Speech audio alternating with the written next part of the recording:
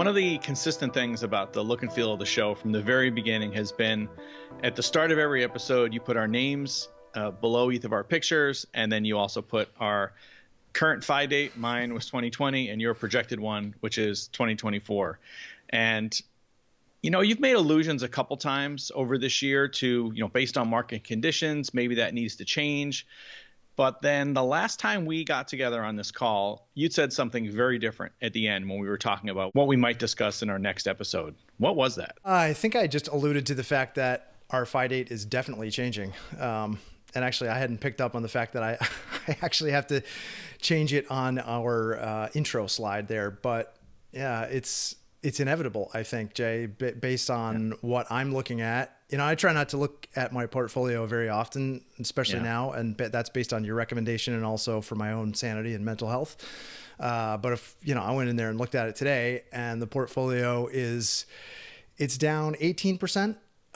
You know, if I take into account all of my contributions for the year, and that's a significant change. Of course, you know, to take that kind of a loss and try and get back up to, you know, where we were before, I got to get 36% just to get where I was before. Right. And I know there's like all kinds of dollar cost averaging, and I'm buying shares at discounted rates. But, you know, I mean, the simple math of it is we did the projections out early this year when things were looking much different in the market. And, you know, just to get to our FI number, we had 2 years of aggressive savings. And as everyone knows, the portfolio's taken a big hit. And so I guess part of this, my idea for the conversation was to try and frame it up for people who might be in a similar situation to Laura and I, which is you're looking at a FI date that you looked like it was on the horizon, and now it's like crept back over the horizon. Like it's not even visible anymore. Yeah.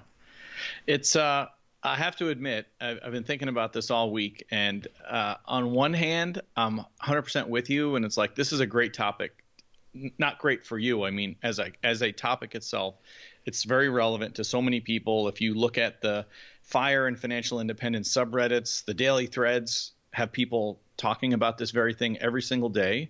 And so others are clearly thinking about it. But on the other hand, it's also, you know, it's got to be super emotional because this is something you've been planning for, doing a lot of work. Of course, you know, you're a very intelligent person, you and your wife. You know that nothing is guaranteed. The market returns aren't linear as much as we like to, you know, draw them that way.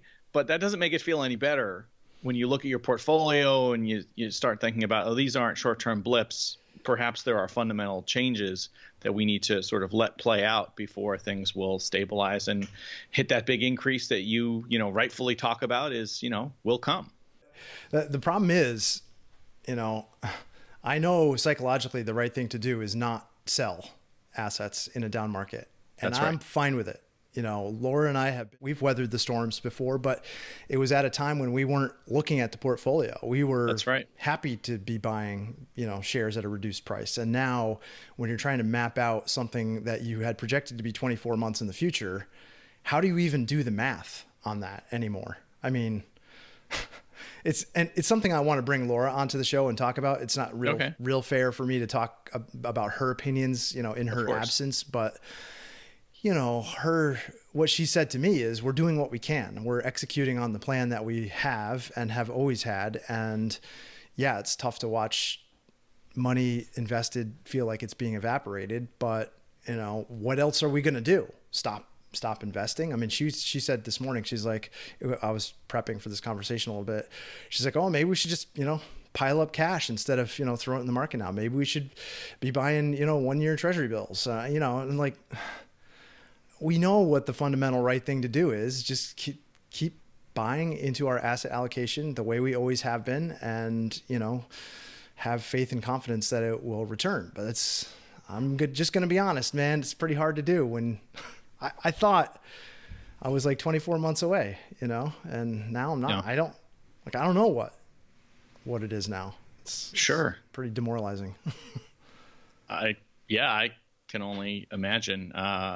You know, I feel like I was very lucky, right? I mean, I did the things that we're supposed to do. I started to build a cash buffer, and I started to build a bond position. And by the time I pulled the trigger on, you know, my last day of work, I had a decent position in place in those two things, but there's no question that if I think back what that number was and what I was trying to get to, if we had had the kinds of drops we had had in the last year, in calendar year 22, I wouldn't have stopped working.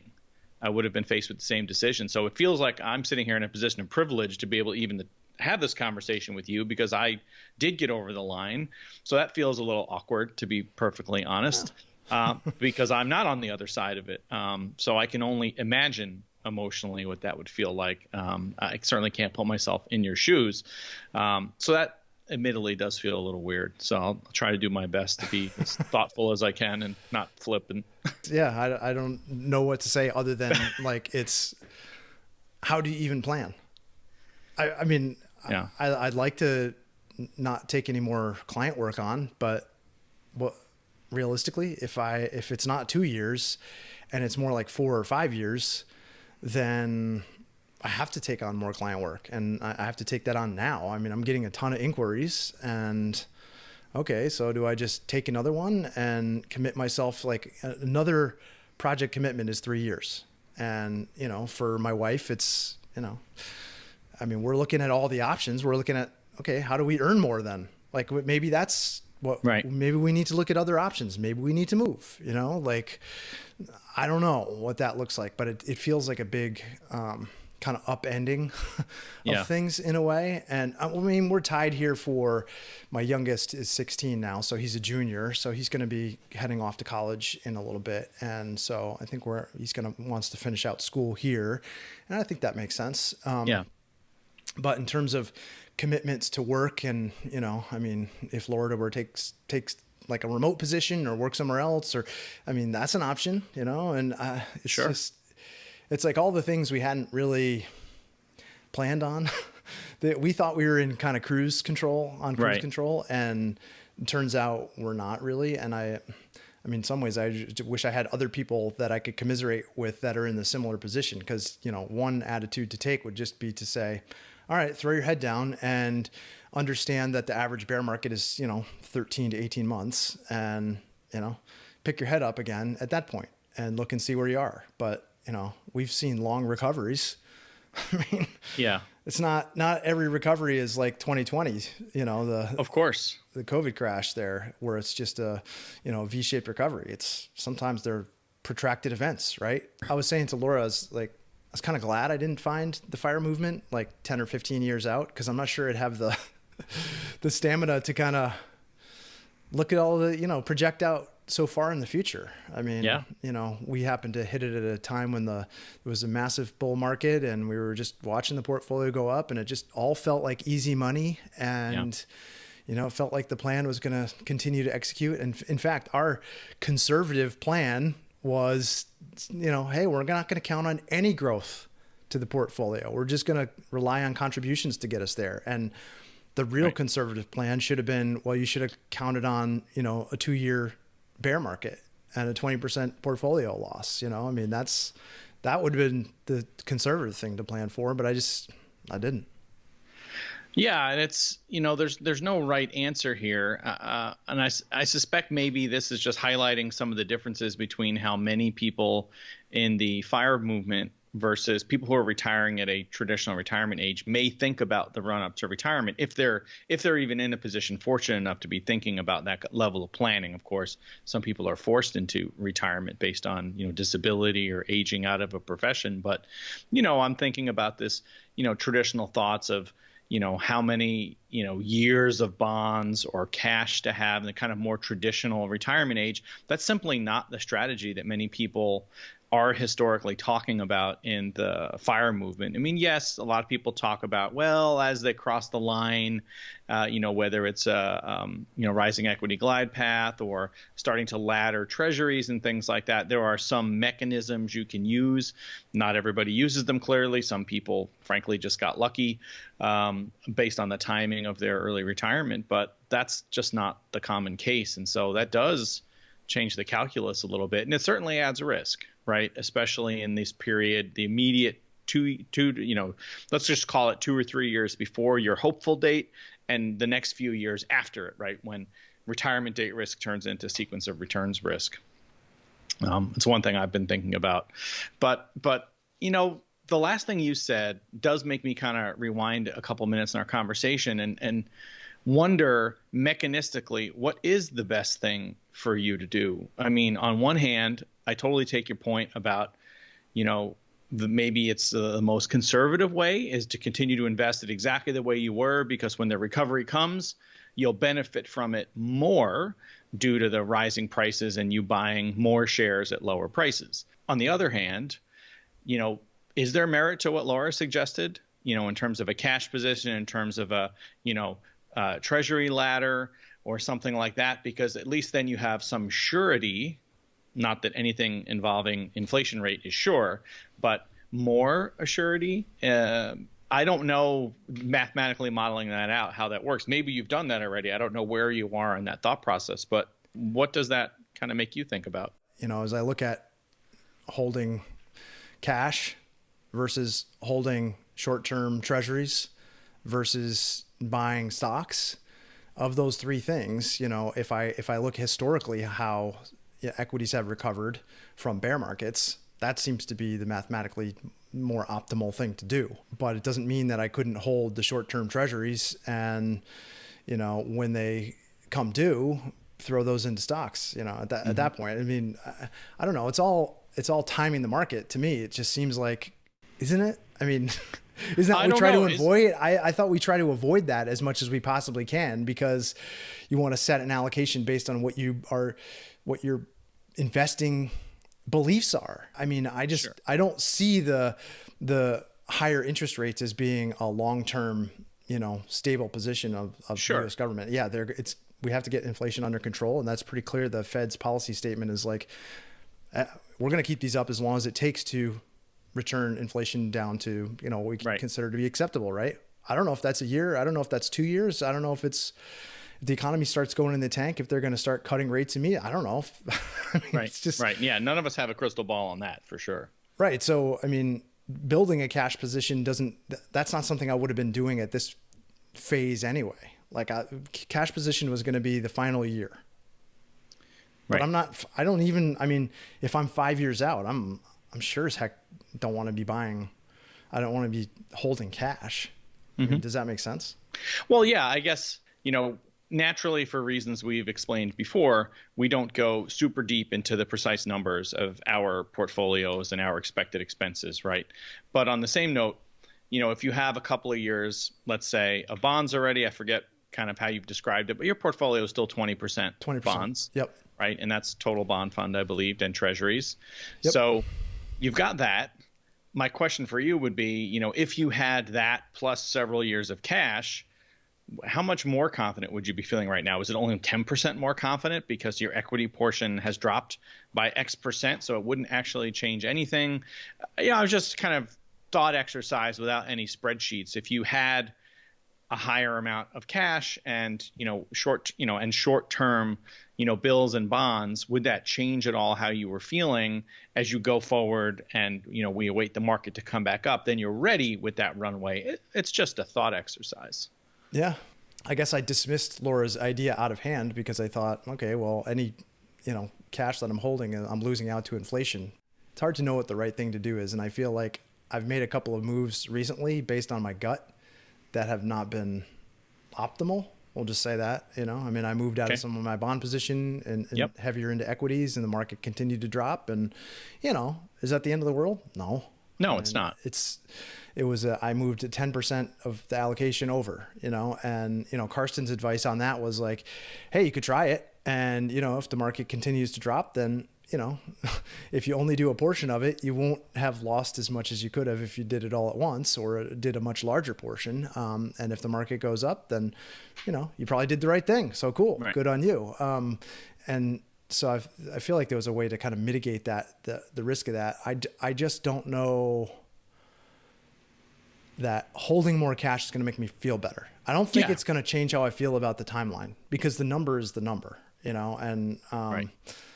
I mean, that's the other thing that Laura and I talked about. It's like, okay, well, do we just say the date is a hard and fast date and we change the number? Because if you look at some of the, especially Karsten's toolbox calculator. Retiring in a bear market, you can withdraw at a higher percentage. And for us, we're setting our number based on a withdrawal rate, a fail-safe withdrawal rate, and that's correlated to an annual spend. And we're both like, we don't want to change the annual spend. And and that's important. I'm not looking to ramp up the risk factor by increasing the withdrawal rate on day one of the retirement.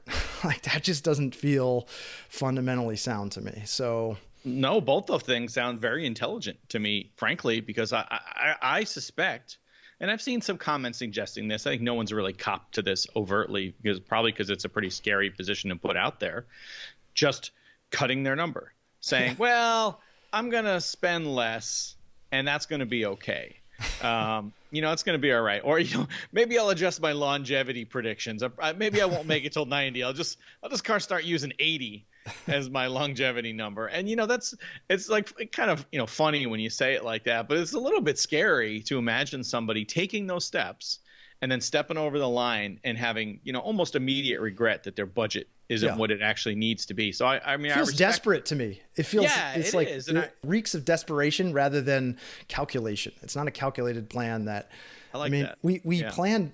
One of the reasons we set this kind of FI plan in place was so that we could look at it and kind of groom it over time and refine it, not so that we could chip away at it. And you make those plans in good times, hopefully. And when you revisit them, you have to have the fortitude to say that is the kind of life that we were projecting for ourselves, not to try and maybe we don't have to take 4 vacations a year or 8, whatever it is. That's right. And I guess the hard part for me right now, Jay, is it feels like every dollar has a job, and, we have a pretty aggressive savings rate. And yeah, you do. Now we're taking that 2-year timeline and maybe making it a 5-year timeline, let's just say, and can I keep that up? This kind of forced scarcity for that long? It just feels like when we talked to Doc G on our recent episode, he's talking about this concept of, YOLO, you only live once versus deferred gratification. And I feel like there's a lot of deferred gratification happening right now. And it feels okay when you can put a set limit on the time, but when the time bleeds off beyond the horizon, it doesn't feel good anymore. And so I guess maybe, I don't know how to address that other than just, back off on the savings, you were doing an aggressive savings goal because you thought you could meet this particular time horizon and you were willing to sacrifice some life for that. But now that the time horizon is more indefinite, maybe you need to start pulling back in some of the living aspects of the budget a little bit closer. And I don't know. Yeah, it's sort of that more towards that thinking that Fritz Gilbert kind of shared with us about, if I had, been more aggressive in savings versus spending, I could have probably retired in my early 40s, but instead I elected to, do the extra vacation, to do the whatever. And, in that case, I waited till after I was 50.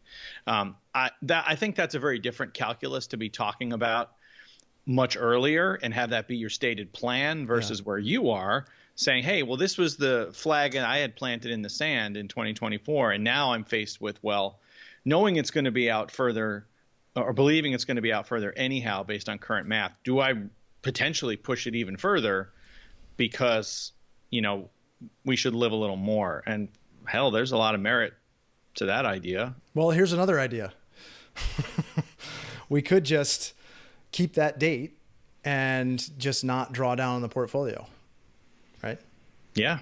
I mean, we could wait until it coasts up. We could be BaristaFIRE, right? We could just continue to draw on passive earnings of the business. We could step into something new together. I was going to say, what if? I mean, I know this is, I don't know how long you've been thinking you might have to push the date out this far. You've shared a few thoughts with me on this and some of those, I think most of those on camera, but is there some kind of pivot you can do in your business or something entirely new that could enable exactly what you just said. Yep, it's possible. I mean, am I excited about it? I don't know. It's just, when you set a plan and you're like, Oh, yeah. This is my plan, man. I love this plan. Yeah. And then you just have to be, you have to remain flexible. And I am not always the most flexible person, in spite of we what get along. The business requires of me sometimes. Yeah.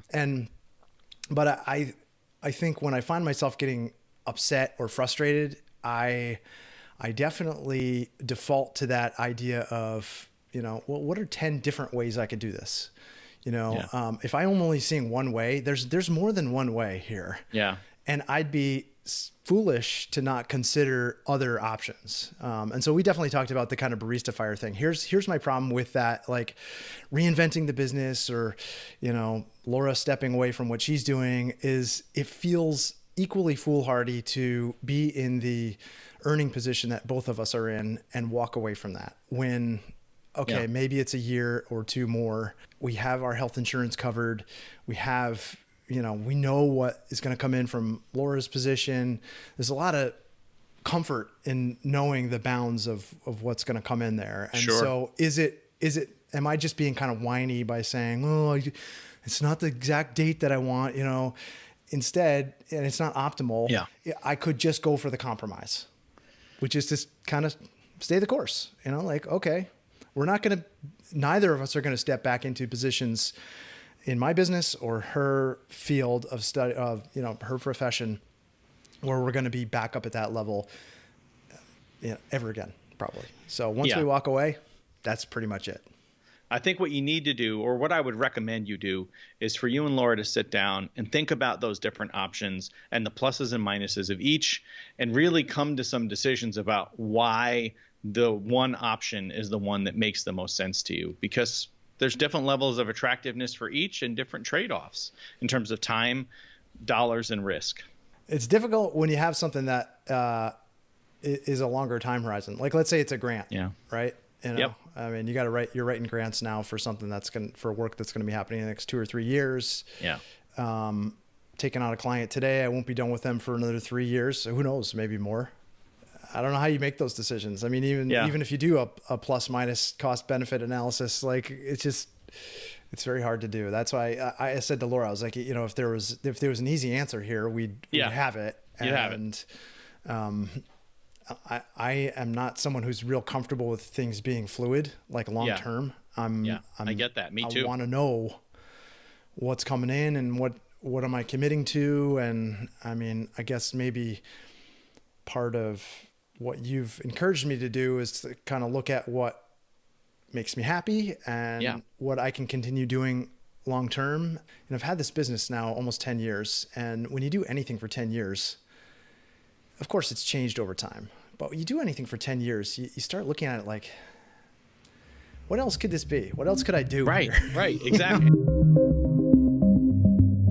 For someone who is in this position, what do you do? Do you change the plan every time you get like way far away? If I'm like looking online, I'm not on Reddit and elsewhere, and I come across this white coat investor post which says, are you getting further away from financial independence? I'm like, yes, I am. And he gives 3 reasons that people get further away from it. First one, portfolio loss. Yes, that's where I'm at, right? Okay. Yeah, you are. And then the other 2 are things which they don't impact me, like I don't have lifestyle creep. That's not a real thing for me right now. In fact, it's just, I'm like reducing lifestyle, which is even worse. And then, the other thing is a loss in income. And I, like you said, I'm privileged to not be in that position. But I mean, of those 3 things, which one can you control? Right. Yeah. I mean, maybe it's just put your head down and stop talking about it and ignore it. But being a planner by nature, it's very hard for me to ignore it. Yeah. Well, I think there's no denying the emotional aspect of doing all the work to set yourself up for any achievement, any milestone, and then factors outside of your control coming in to say, well, guess what? That timing isn't going to work out the way you thought it would. Nobody can deny that. Yes, somebody could come in and say, well, hey, remember, past performance is no indication of future returns. It's all well and good to say, if I start here, I should get here by this date, but it's not guaranteed. And you, of course, knew that and talked about it often, but that doesn't take away the emotional reality of, well, guess what? Scenario B is happening presently. Yep. And it sucks. That's reality. And the uncertainty not just to be denied. It just deepens with, the further you get into it. And because every recession, they're all different. They're all different. You don't know how it's going to end. You don't know how long it's going to last. And, we're all in this together. This is not a unique problem for me to have. So I don't want to, pretend like I'm a special snowflake here, but it is, sure.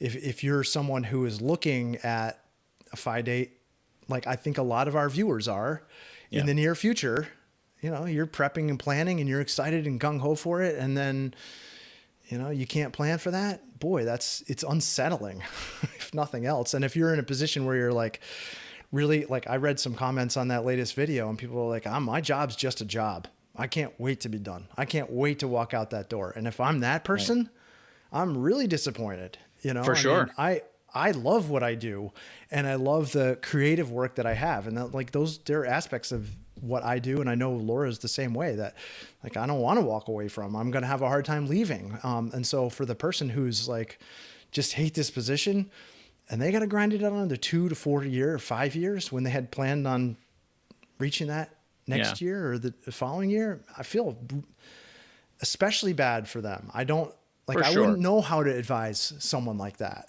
What would you say to someone like that? I mean, this is where I struggle, Eric, when I hear, we're back to that messy middle conversation again. I've had conversations with people who are like, I'm well compensated for my job, but I can't stand it. I just feel like I have to grind this out for the next 10 years.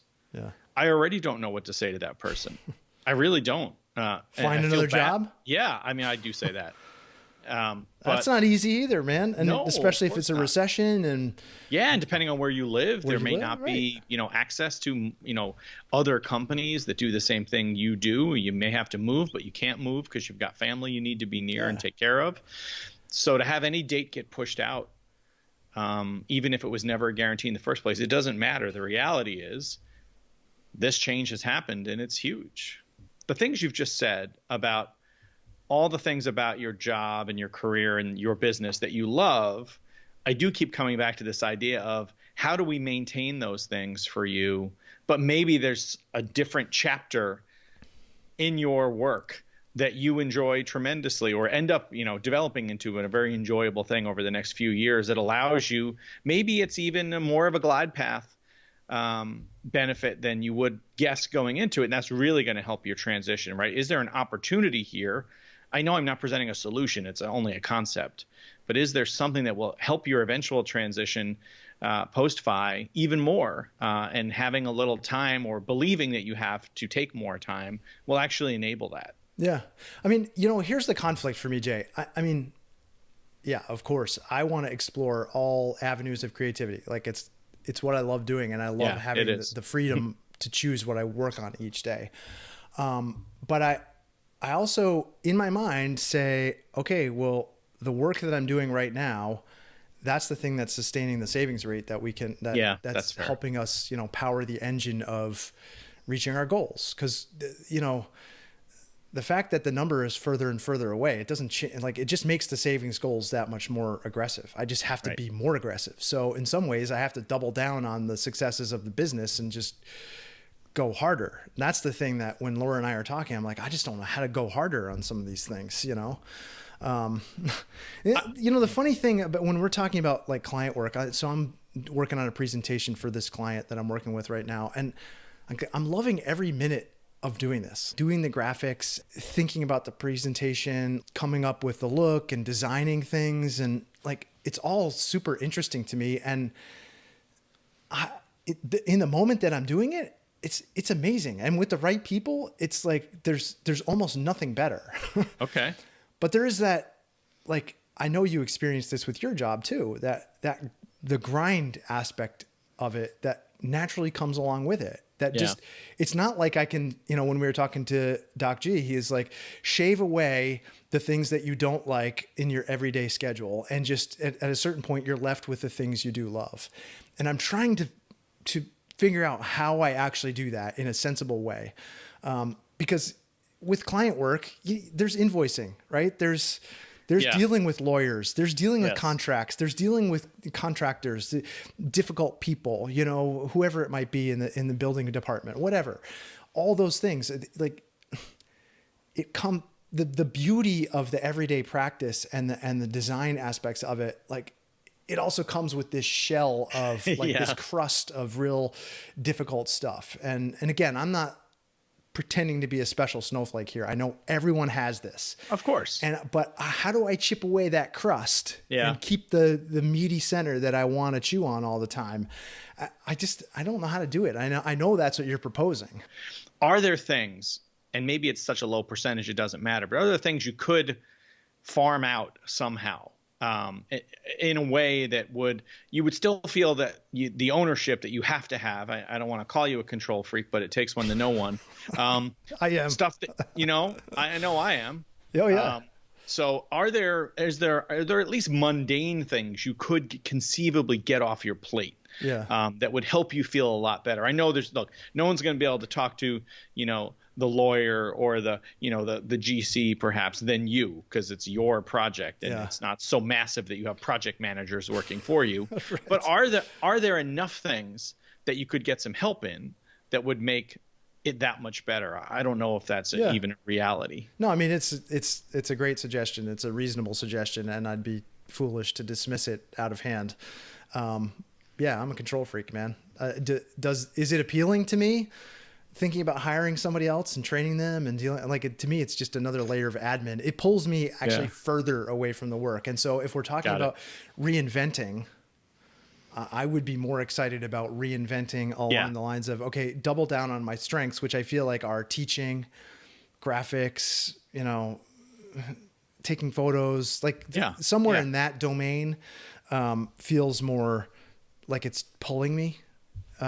That would be more of a draw for me, because I feel like I still have knowledge that I can share and maybe package it up in a way that could, be, as you say, this glide path. I think there's definitely stuff there to dig into, and I guess part of this conversation for me is like, it's not all doom and gloom. It's there is kind of a light there, and I just have to always be looking for it. I've been reading the Tao Te Ching like every morning now because I'm trying to kind of recenter myself and focus on something bigger than me.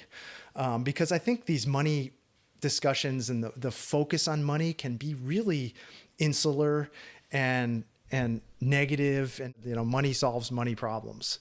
Yeah. I love that quote. And it's so true. It's just, and I think that superficial focus on money, which is a lot of what this is, right? You're trying to meet a savings goal. You're trying to make your weekly investments or your monthly investments. You're trying to get the revenue for the business up, and that heavy focus there keeps you from seeing other really important things in life. And I definitely trying to figure out other ways to refocus and recenter so that it's not just always about, oh my God, now the market's down again. And last month's earnings are gone.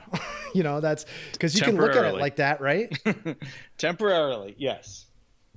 I know you have an ultimate positive bent, but I don't think everyone has that. No, they don't. Of course, I'm cognizant of the fact that it feels very different 20 years from FI to talk about buying on sale, and you haven't lost anything unless you lock it in by selling, versus nearing FI and then post, right? Those situations are very different, and the way you emotionally react to them are different. Yes, your investments, your continued investments aren't gone, but you're seeing no obvious return on them. You're buying shares, but those shares are worth less. That's what you're saying. And so it doesn't benefit you today to keep acquiring those shares, and you're going to keep doing it, of course, but it doesn't mean it feels very good to watch the number stay the same or go down. And this is the very risk. This is the risk that you and I have been talking about since day one in our conversations, right? Yeah. Like Yeah. if you get to a point where you need that to rely on that, yeah, and your portfolio has the risk on your portfolio has been dialed up so high, you're gonna have to manage that in some way. And there's a psychological component to that, and there's a life reality component to that. Like if you actually planned on doing something at a certain date, well, you dialed the risk up a little too high, man.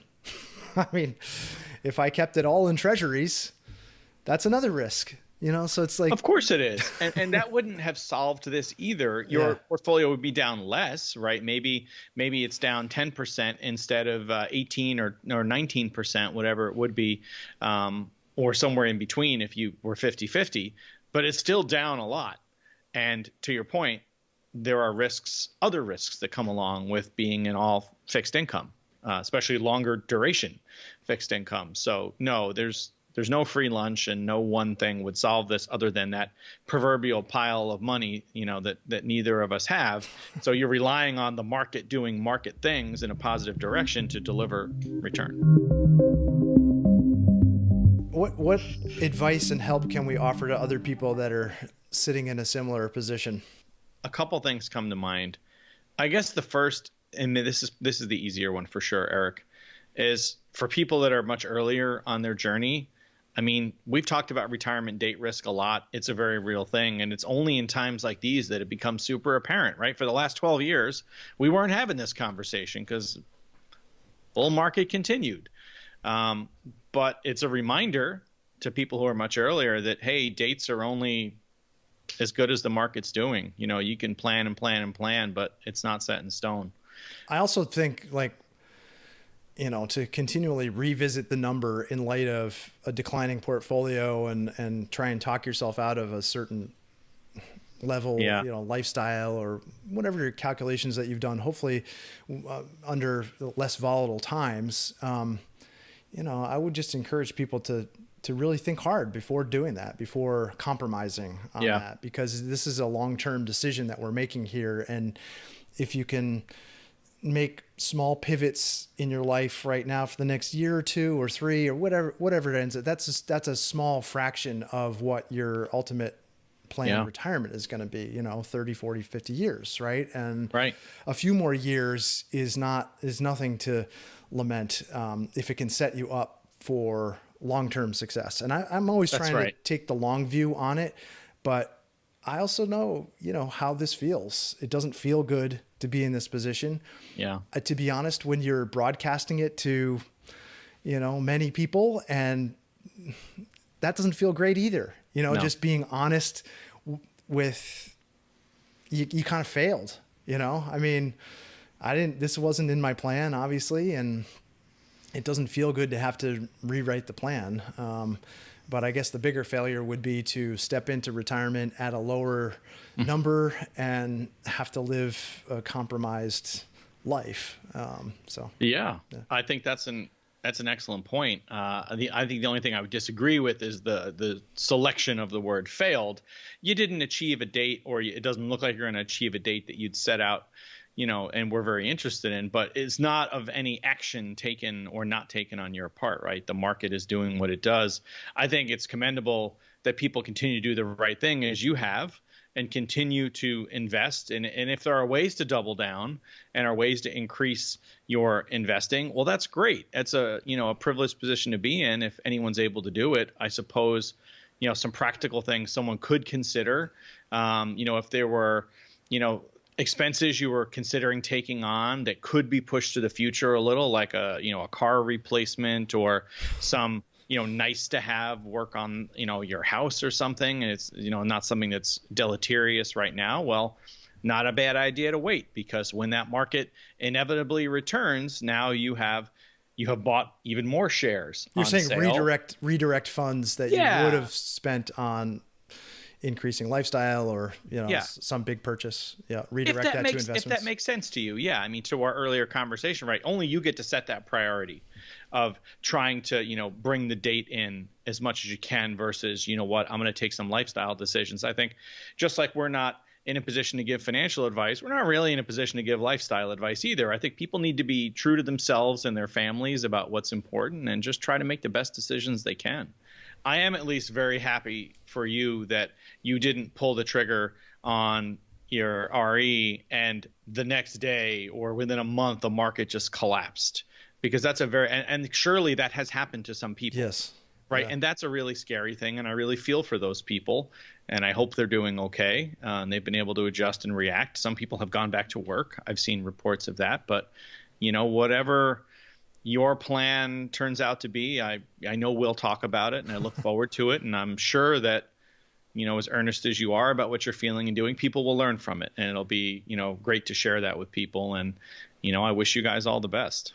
Yeah, thanks, man. I appreciate the advice. And if you are in a similar situation here to me and my wife, I'd love to hear in the comments. I'd love for you to go to the YouTube channel if you're listening to this on the podcast and write some comments. Like, let's make this kind of a little support group here. I can't be the only one facing this. And I'd love to hear what other people are doing and how they're reacting and how they're coping with it, because I know it's not easy. And I know sometimes I have a stronger negative bias than other people. And I feel like in some ways that keeps me safe and that keeps me prepared and protected. But I also know there's some downsides to that. So I just love to hear from other people. And maybe we'll get you on the show. Maybe we'll talk to you and find out how I can correct my plans based on yours. There we go. Drop a super chat. You too can help me get to my phone number. With every $5 super thanks, we can get there. That's right.